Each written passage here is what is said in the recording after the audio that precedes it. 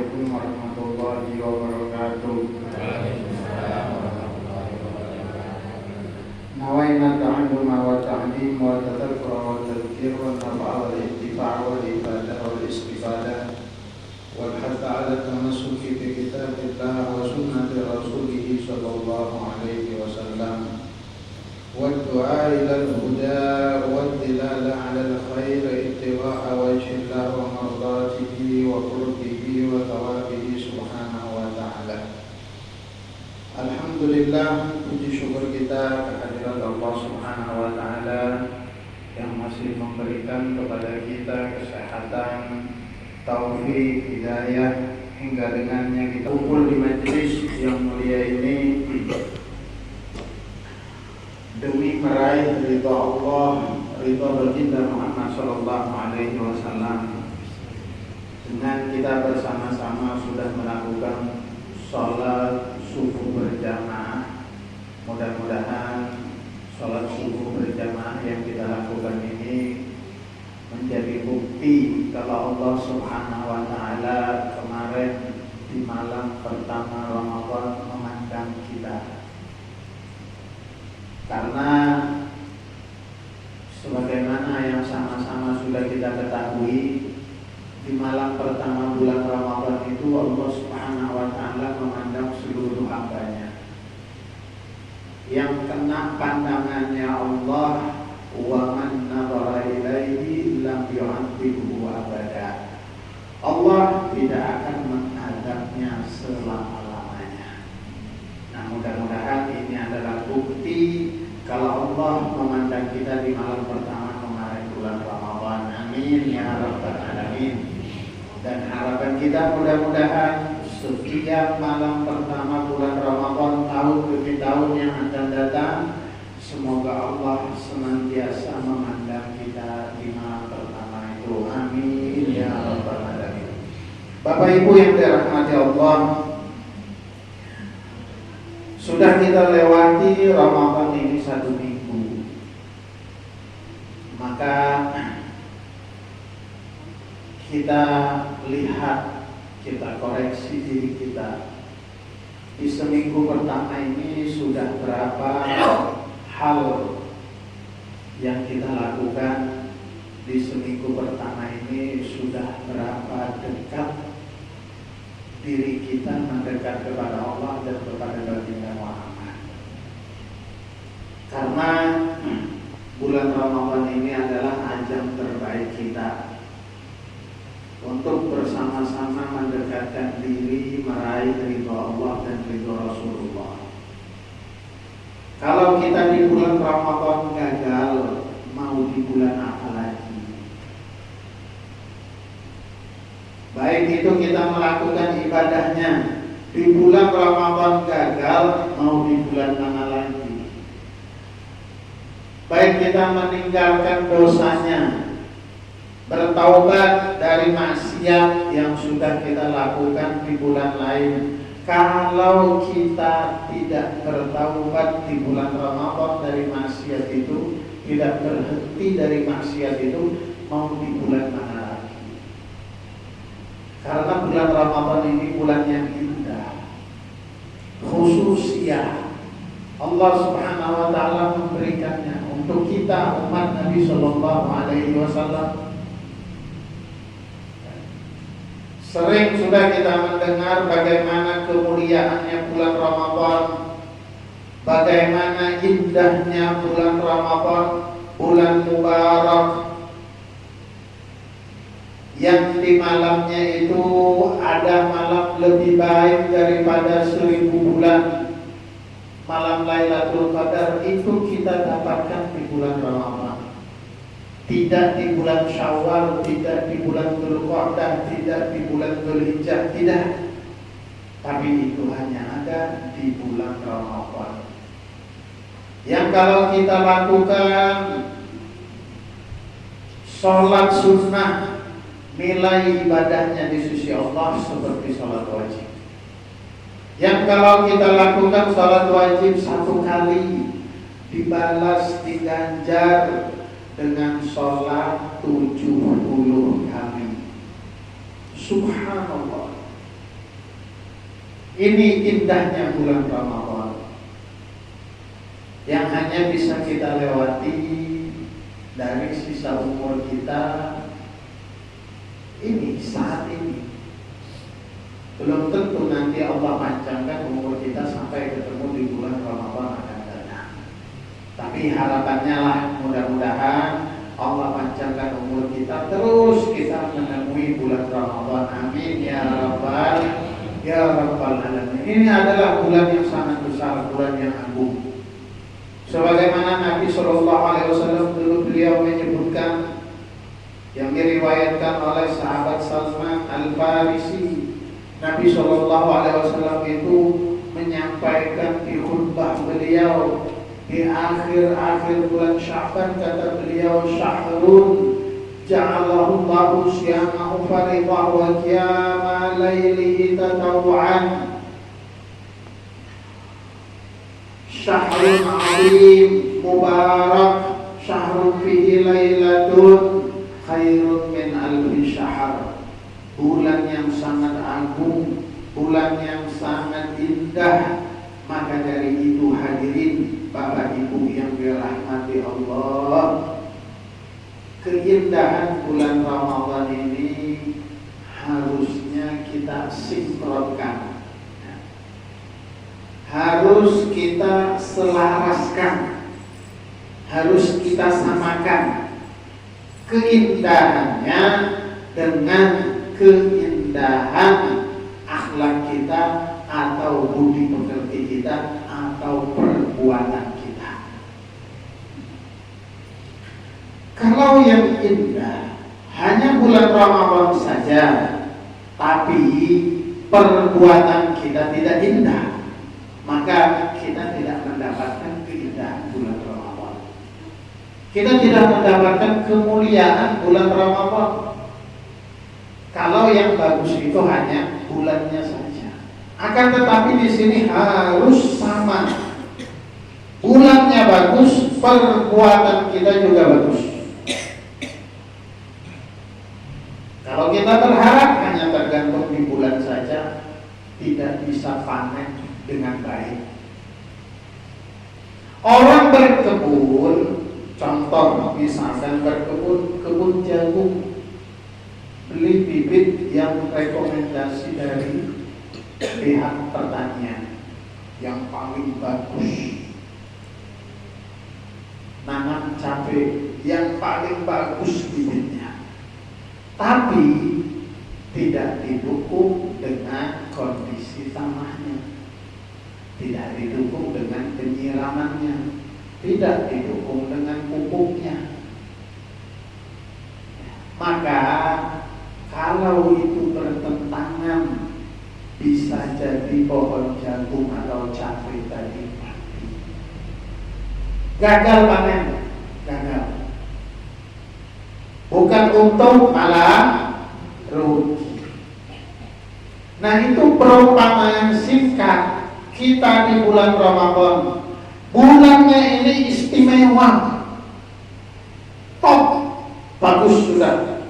Karena kalau dia apa-apain lagi, karena kalau dikalahkan, ini bulan kayak bibit unggul.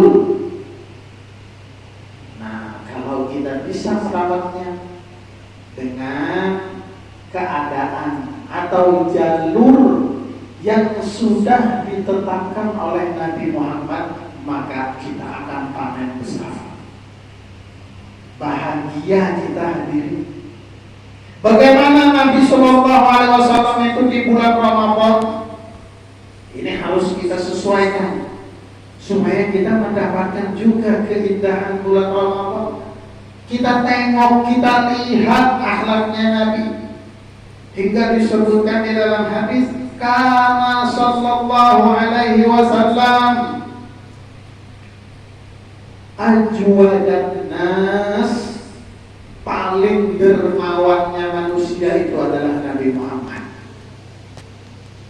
Ya, paling dermawannya manusia itu adalah Nabi Muhammad. Di bulan Ramadan lebih-lebih lagi. Itu istimewanya Nabi kita.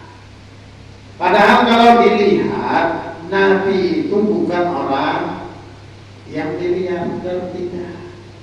Nabi orang miskin.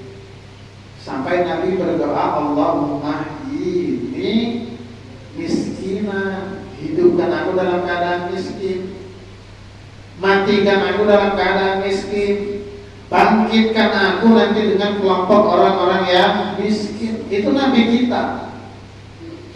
Tapi Nabi bisa menjadi orang yang paling dermawan nanti.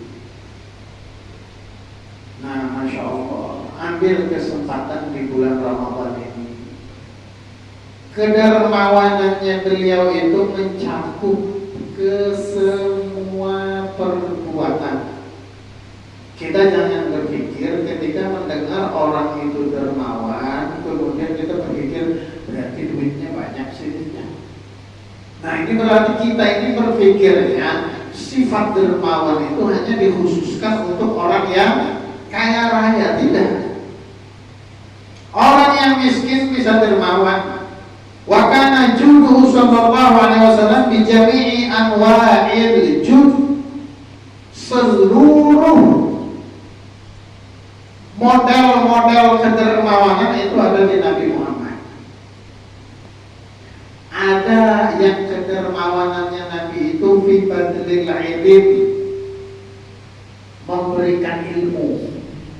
Jadi punya ilmu, kemudian di bulan Ramadan tambah banter, tambah giat bikin pengajian, ngajarin anak-anak kecil, ngaji Quran.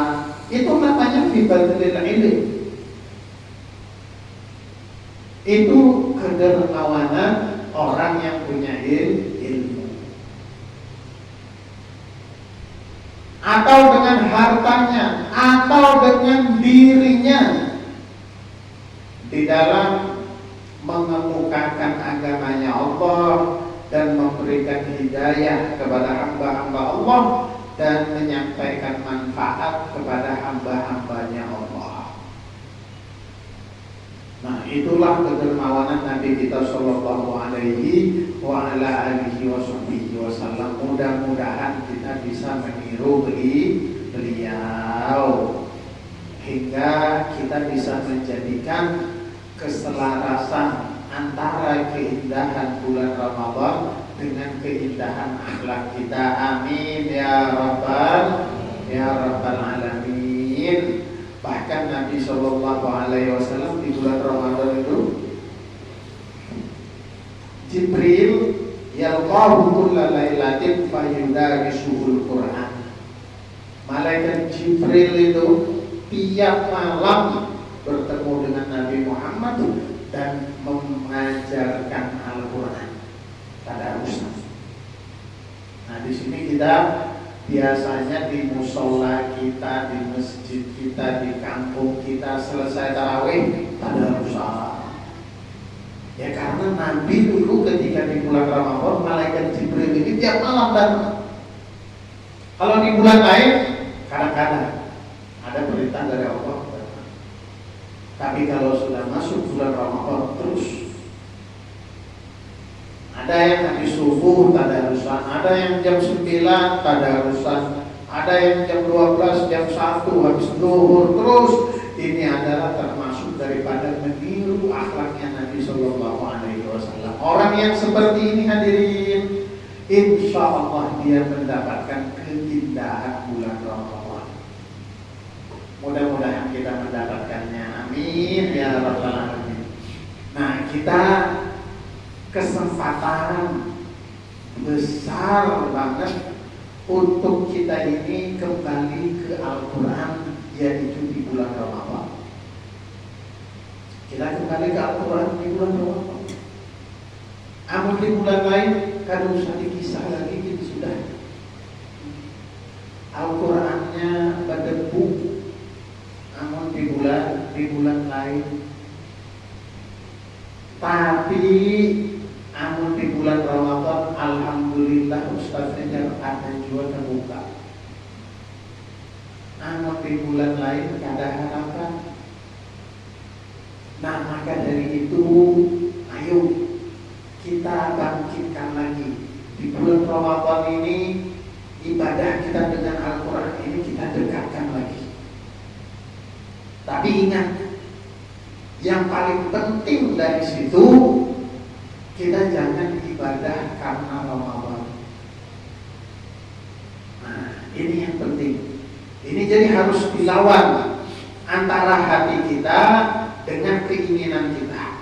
Kadang syaitan itu pintar, iblis itu pintar. Iblis itu pintar. Celatinya baca Quran tahun bulan Ramadan, ikan rugi kalah orang lain.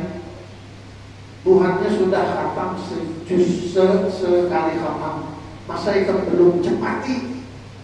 Lalu aja beriman, wah baca Al-Quran sampai khatam. Nanti kira bulan Syawal hilang Qurannya.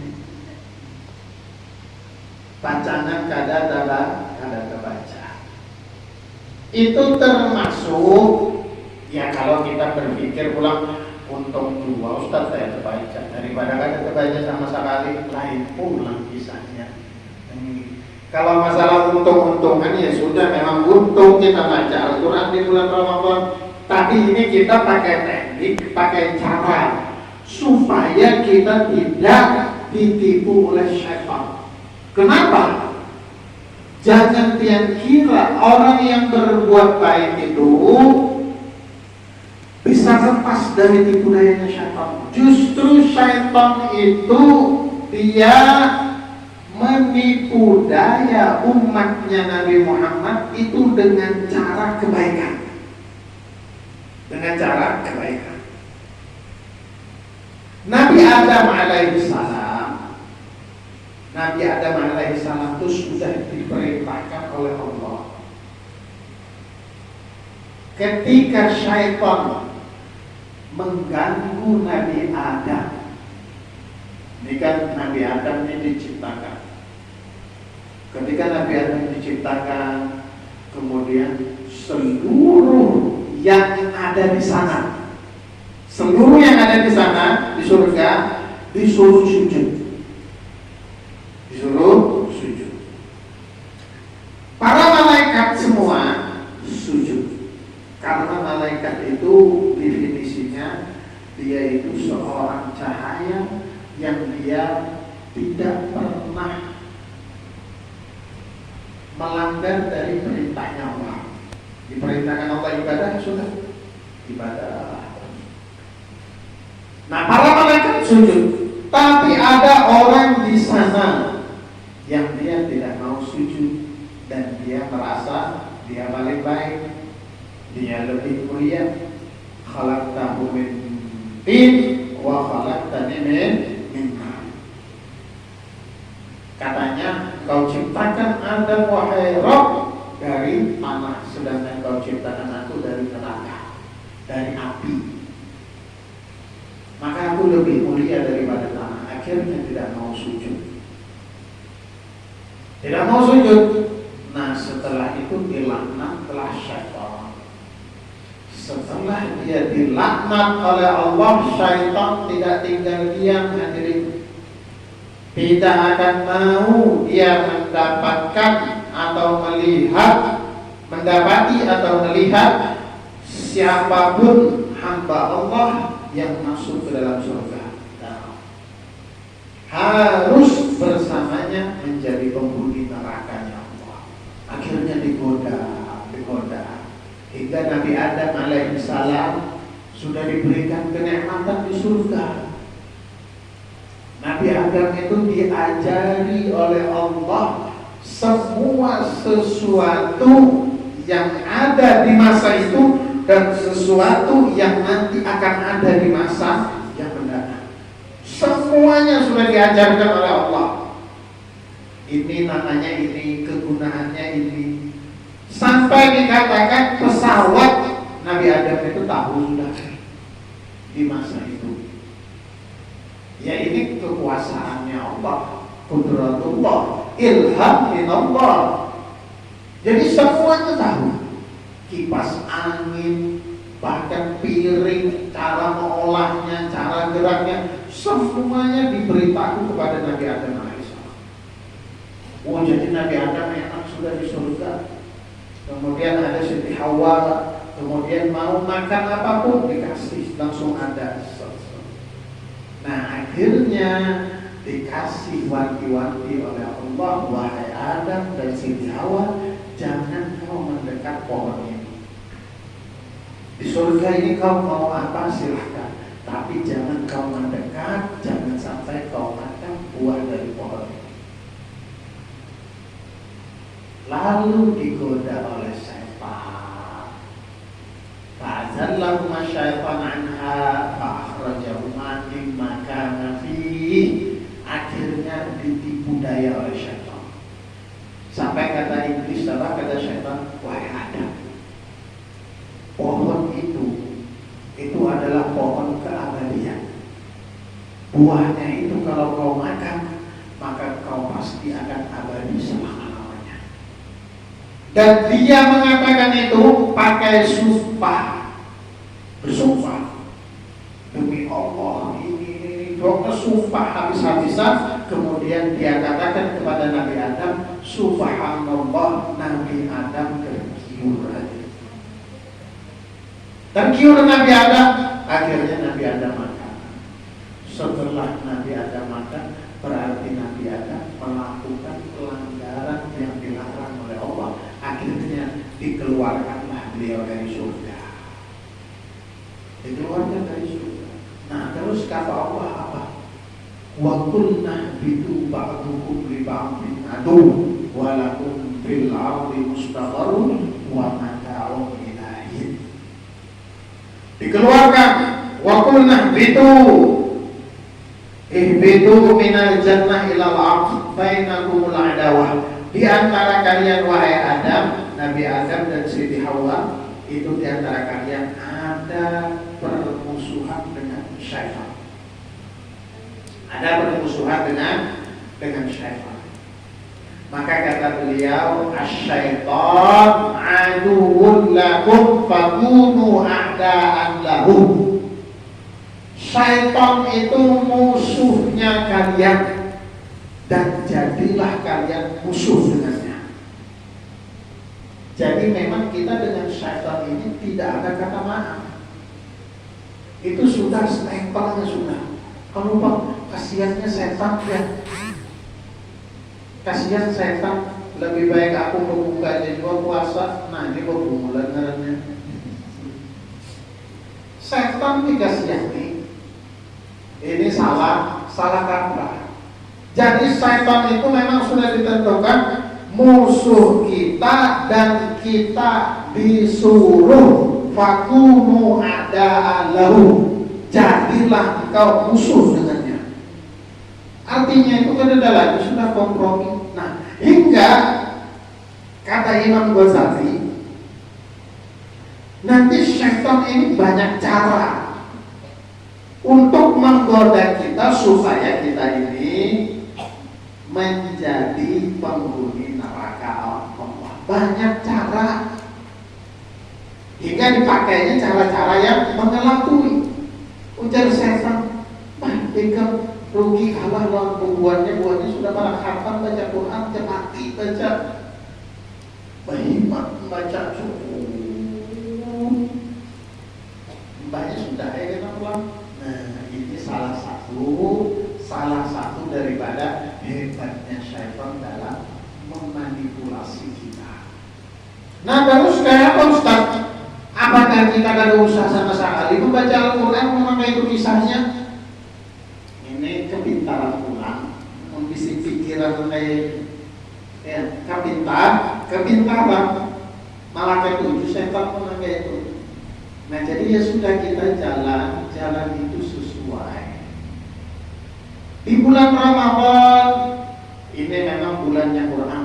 Banterin dikit boleh, banter lebih banyak juga boleh, tapi jangan sampai kita tinggalkan nanti di setelah Ramadan. Amun kita tinggalkan di setelah Ramadan, Qurannya hilang, berarti ibadah kita karena Ramadan tadi. Ibadah kita karena Ramadan. Nah, maka dari itu niatkan sudah Sudah 1 minggu kita lewati Ramadan ini, maka kita ayo sama-sama kita niatkan, sesungguhnya di Ramadan ini saya ingin ibadah memang karena Allah. Ibadah karena Allah. Baca Quran biasanya mau 1 juz atau 2 juz sehari, pokok silahkan. Jaga nanti di setelah Ramadan. Memang ini sangat-sangat perjuangan, sangat perjuangan.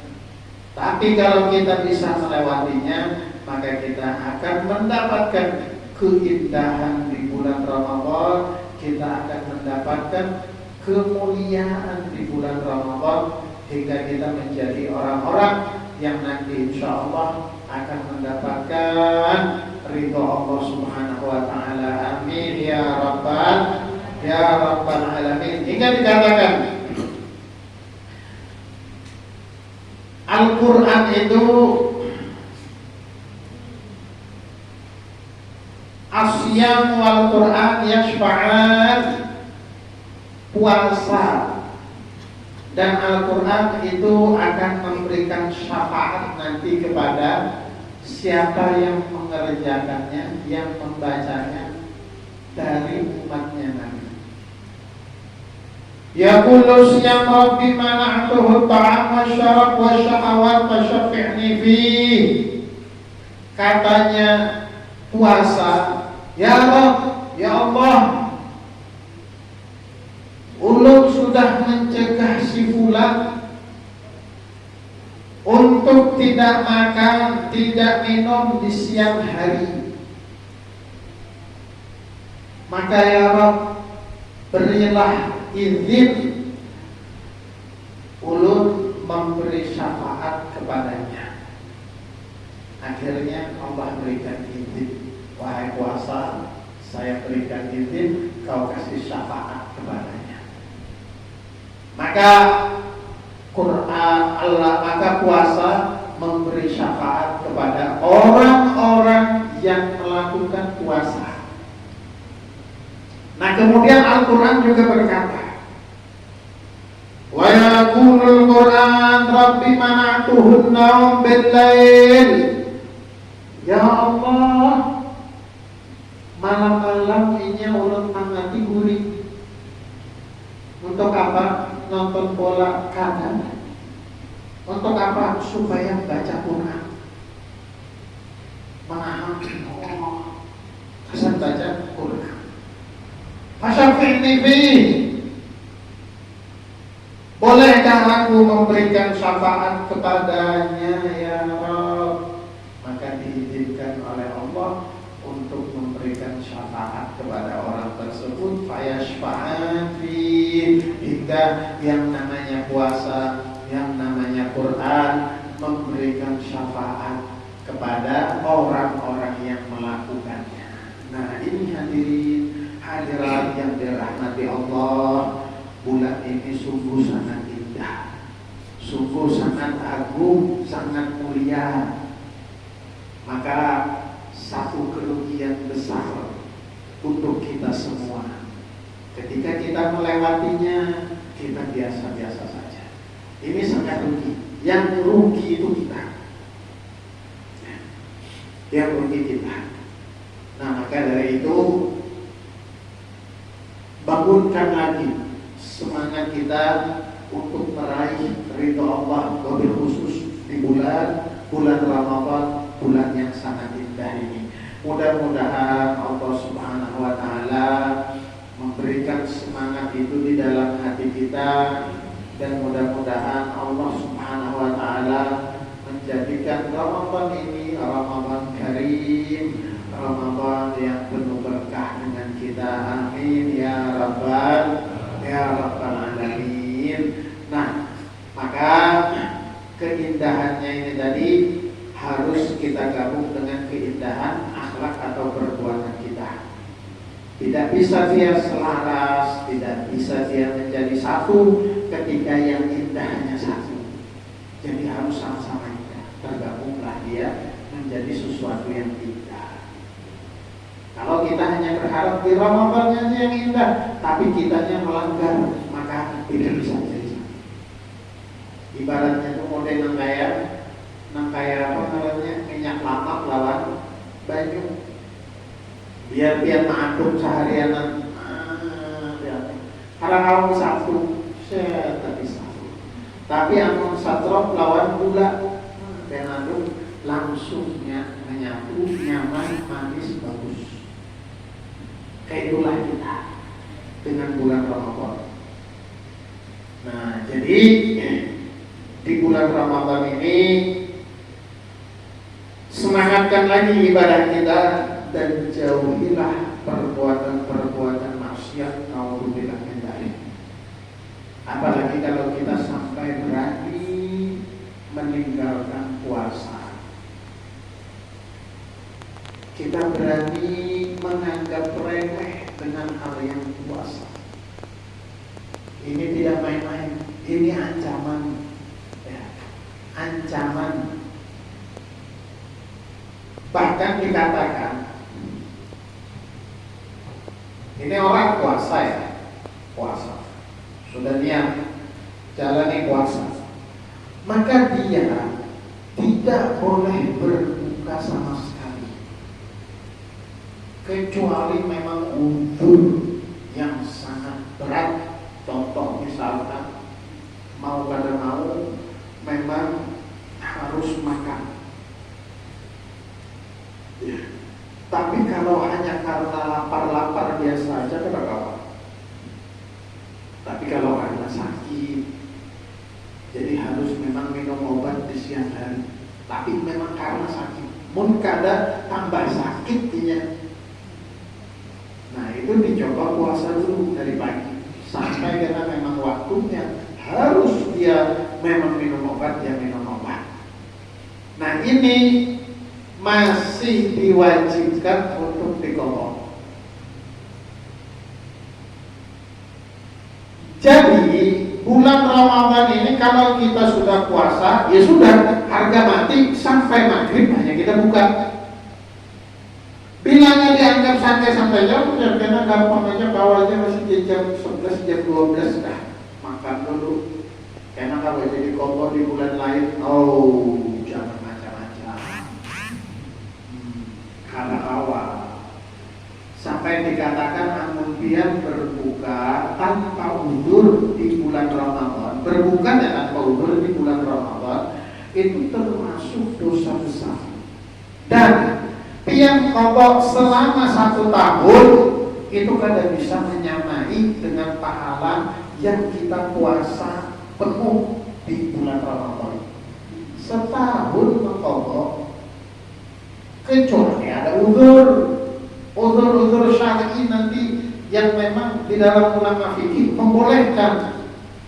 Contoh, ya misalkan safar perjalanan 2 marhalah entah kemana, entah ke Tanjung atau entah kemana Palangka.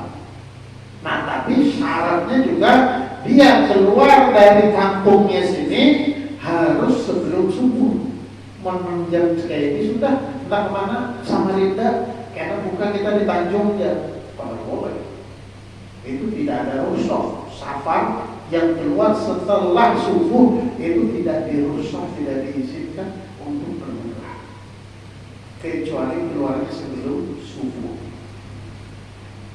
Nah, itu masalah sebahagian daripada masalah puasa. Berbukanya aja ada aturan. Kalau melanggar aturan ini maka ancamannya berat. Ini puasa. Kita setahun sekali aja Allah minta cuma 1 bulan, banyakkan nyamannya kita makan 11 bulan. Ya Allah Ta'ala sebulan aja gitu, 11 bulannya bonus kesenikan, jika hendak makan 24 jam ya Allah Ta'ala sampai pacah paruh dari bahasanya. Makan kenapa? Tapi bulan Ramadan stop dulu. Ini untukku kata Allah. Makanya dalam hadis qudsi kan kita sering dengar kullu amal ibni Adam lahu. Semua perbuatan baik anak Adam, manusia ini berbuat baik, maka untuknya kasarnya juga sedekah Ya sedekah itu kaseninya juga kembalinya ke si pengamal. Pahalanya sudah ditentukan.